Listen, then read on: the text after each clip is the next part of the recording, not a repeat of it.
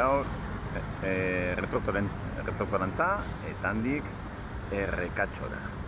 Arnabaleko herri mehatzarira zuzen ere. Bazen.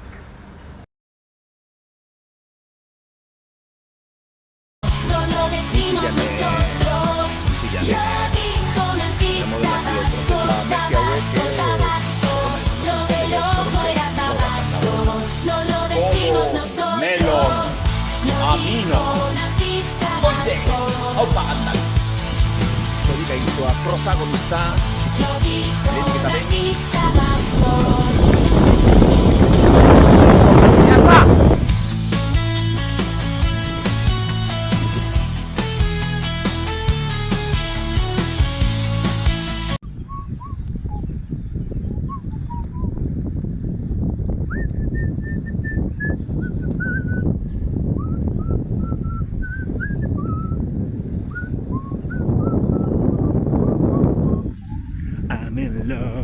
Campo de Tiro izenekoan dago, Errekatxorbean dago, eta hemen dakusazuen errepide zatitxo hau, gari batean, eta horreko errepidea bezala da lehengo trenaren ibilbidea.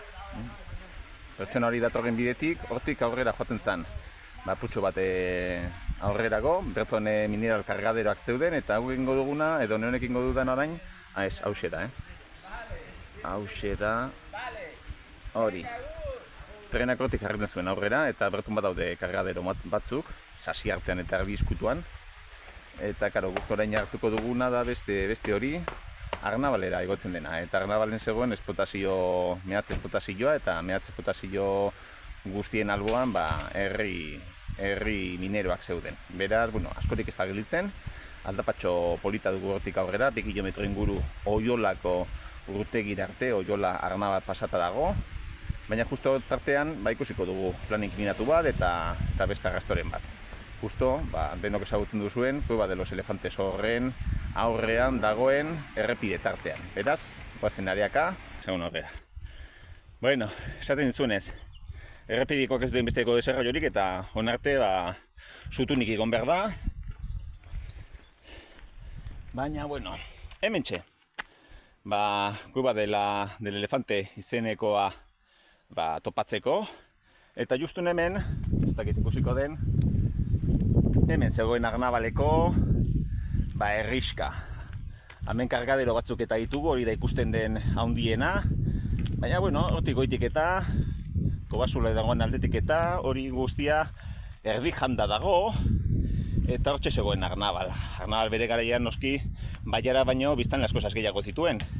Errekatxo gero badakizue ere ez zegoela dagoen tokian, bere garaian Eliza nagusia ane Etxebarriko urtegian edo Alto Sornoseko urtegiko zatirik zabalenean hortxe erdian genuen, eta errepidea ere bertotik pasatzen zen. Gaur eguneko errepidea onarte igotzen zen trenaren ibilbidea zen.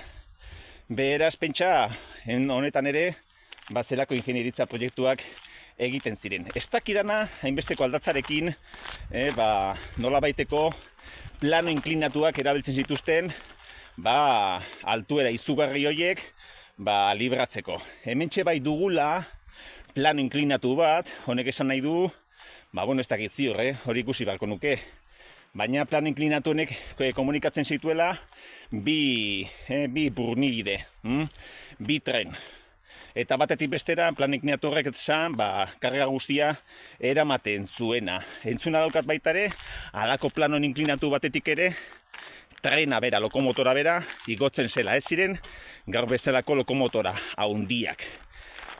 Eta kasu honetan ez dut uste, hau bakarrik ere, kargoentzako ez. Vagonetantzako izango zen, baina beste batzuk asko ere handiagoak ziren, eta igual lokomotora horietariko bat ere eraman ziteken. Esaten nuenez, ez ziren lokomotora oso handiak, baina halako bate pisatzen zuen. Hementxe duguna, bai manduekin edo, gora eta bera, ibiltzen ziren vagonetak, bi vagoneta alkarren alboan, funikularra dabilen bezala, funikularra beste plan inklinatu bat da, besterik ez. Eta, bueno, hori zen igual, halako mehatzetan zegoen, ingeniorik edo asmakuntzarik txundigarrina, ez pentsa, mina hauek, zeru garbian zeuden, hau da, superfiziekoak ziren, azalerakoak ziren, eta etzen behar izugarrizko ingenieritzarik. Bakarrik ingenieritza izaten zen normalean garraioarentzako.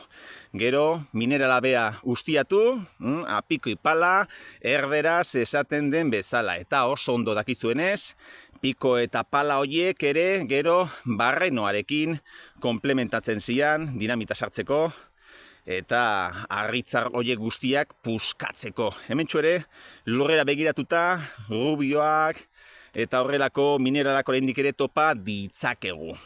Baina, pentsa gari batean zelako mugimenduak zeuden, hemen, errekatxo gainean, ez baiaran, nekazariak, zeuden gutxiak, eta jende guztia hemen pilatuta. 1000 biztanle baino gehiago, eta gutxi gora bera, 1000 biztanle izan zituzten, bai alenekoak, bai hementxe arnabalekoak, eta bai eta beste riska, mehatze riska askok ere.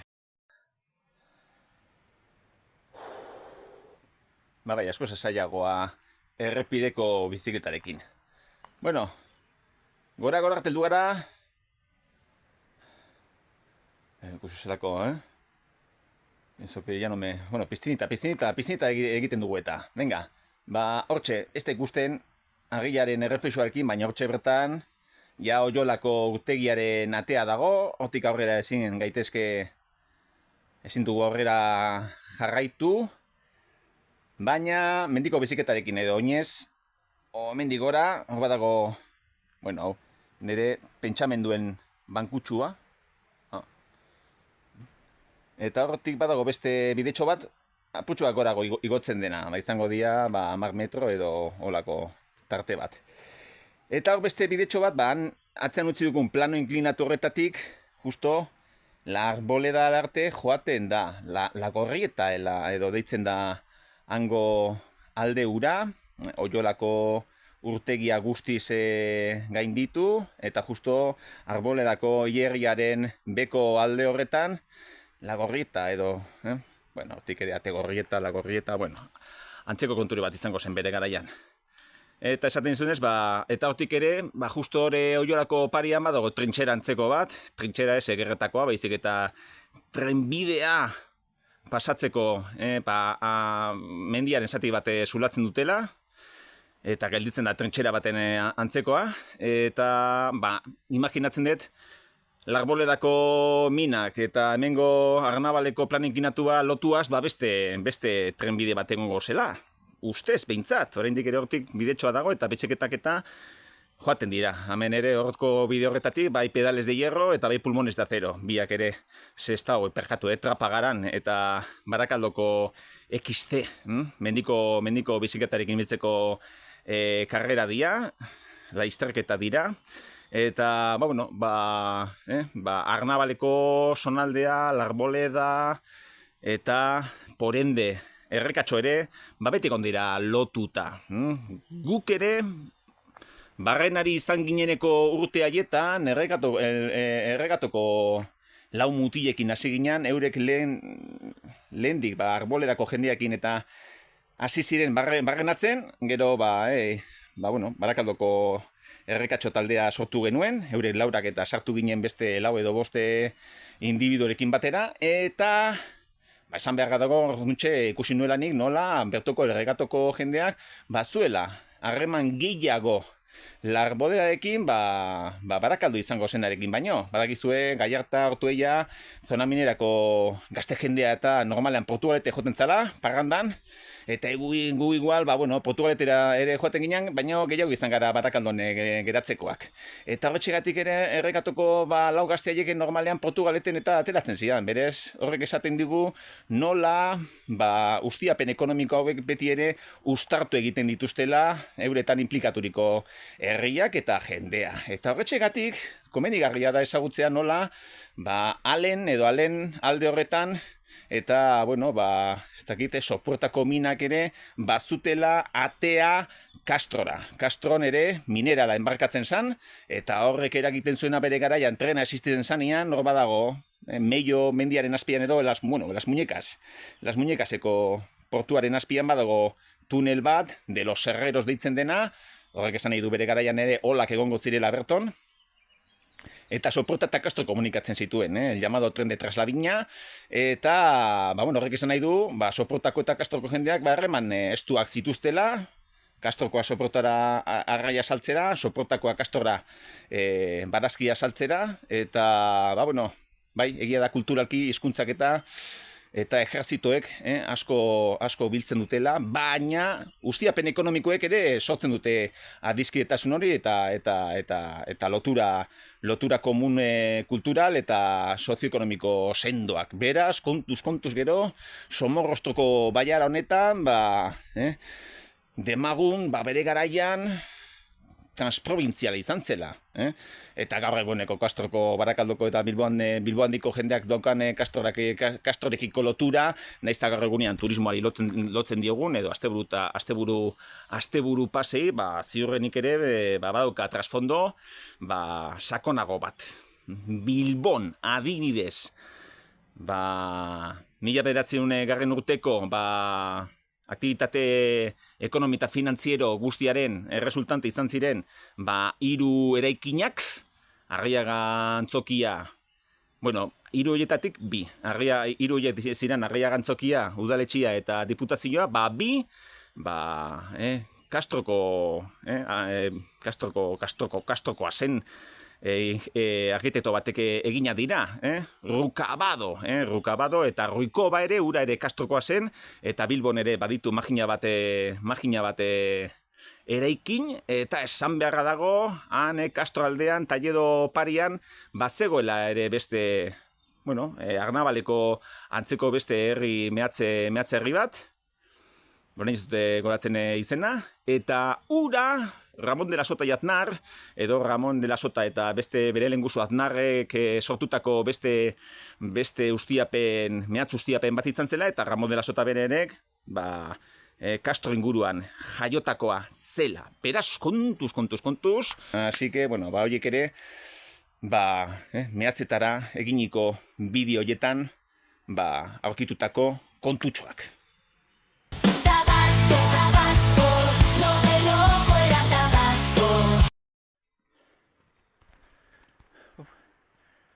Benetan aldatze exigentea. Nio naino errepide biziketarekin enintzan ondino garren etorri, eta kosta egiten da, Errepidekoek desarrollo gutxiago dute, ez direlako ibili behar menditik eta, moko bat. Tomas falsas! Hau naturalian egin behar dugu, bestela luke izango inolako graziarik. No lo decimos nosotros, lo dijo un artista vasco.